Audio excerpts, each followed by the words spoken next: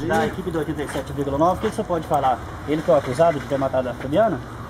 Olha, eu venho fazer a apresentação do suspeito da prática do crime que vitimou a Fabiana. Um crime terrível, um crime inaceitável, né? Praticado contra essa moça, uma trabalhadora, uma pessoa digna, reconhecida e respeitada nessa cidade.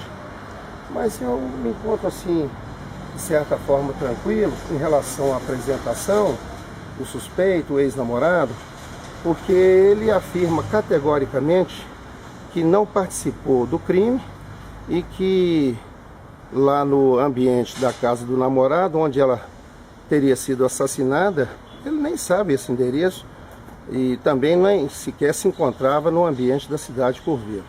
Vamos aguardar o depoimento, as perguntas da autoridade policial e, evidentemente, o nosso objetivo é pelo esclarecimento e busca da verdade. Sem dúvida. Marco Antônio, nessa manhã de terça-feira, estamos aqui, a equipe da 87,9. O que acontece, Marco Antônio? Ele falou que foi ele que cometeu esse homicídio? Não, ele não estava em Curvelo, residia em outra localidade dentro do estado de Minas Gerais, onde, trabalhando, né, lá desde o mês, princípio de junho, continua trabalhando e veio lá da região do Triângulo para se apresentar, porque o nome dele foi citado pelas redes sociais, e é por isso que eu digo e repito todos os dias, eu sou literalmente contra a pena de morte, porque pelas redes sociais dizem que ele é suspeito e poderia ter matado o ex-namorado, quando o rapaz estava tão distante e em Lagoa da Prata, trabalhando, desenvolvendo as suas atividades, e tem como provar passo a passo que nos 15 dias anteriores ou 30 dias anteriores à morte dessa moça, ele já estava lá trabalhando, e mesmo depois que os fatos aconteceram, ele veio com a família dele, que foi buscá-lo, e ele comparece espontaneamente para mostrar à autoridade policial, que está fazendo um trabalho belíssimo da Polícia Civil de Curvelo, de que ele não é o matador da Fabiana. Marco Antônio, então você já preparou toda a defesa, ele fica preso hoje, ele já escapou do flagrante, como é que fica essa situação dele hoje? Não, eu não preparei a defesa, porque no caso dele, ele vem para prestar informações, ele não é indiciado, ele é suspeito. Ele está se apresentando hoje? Está se apresentando espontaneamente. Quanto a ele permanecer, no caso aí, se a autoridade entender que ele deva ser recolhido para as investigações, nós respeitamos o trabalho da polícia. Mas eu acho que, pelo que ele vai dizer e pelo que ele já informou a minha pessoa, inclusive trazendo farta documentação dos locais onde ele esteve, por onde ele passou, lá o cartão de ponto da empresa, etc, etc. Eu tenho a impressão que o delegado de Curvelo, muito diligente, muito preparado, a Polícia Civil de Curvelo é muito preparada, eu não vejo nenhuma razão para que ele seja recolhido.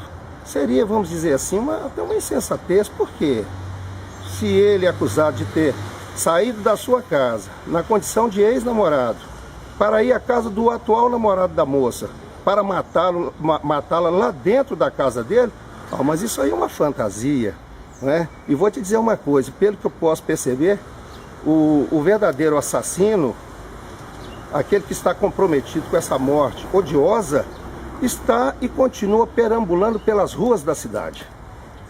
Marco Antônio, o que acontece então? Hoje, aqui nessa manhã de terça-feira, já fugiu do flagrante. O senhor fala o que ele vai lá, está se entregando, o senhor está se apresentando ele. O que acontece? Qual que é o segundo passo agora? Não, ele não fugiu do flagrante. Ele não fugiu do flagrante, ele não estava nem na cidade, não é? Ele estava em Lagoa da Prata trabalhando nos últimos 15 dias que antecederam, inclusive no dia em que os fatos se deram.